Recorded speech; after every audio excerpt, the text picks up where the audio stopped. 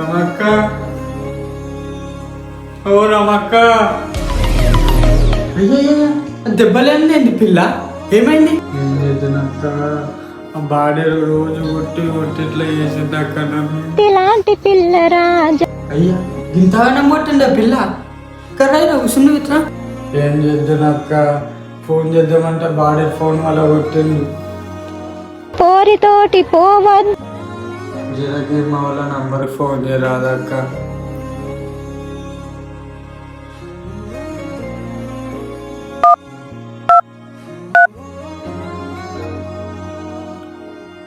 Hello అమ్మా. అయ్యా ఏమైంది బిడ్డ, ఏడుస్తున్నావు? నేను ఉండేలా ఉన్నామ్మా. నేను మన ఇంటికి వచ్చేసి నేను ఉండే బాడీతో. నేను చెప్తున్నా వద్దే వద్దే అంటే నువ్వేమో నిన్నావు, ఆ మిండెడే కావాలని ఆ మిండెడితో పోతివి. చూసినావు ఇప్పుడు ఏమైందో? నేను ఉండేలా ఉన్నామ్మా. నువ్వైతే అచ్చు లేదు, చచ్చిన బతికిన అంతోనే నువ్వు. మళ్ళీ ఇంటికి వస్తాను పెట్టుకోకు నువ్వు.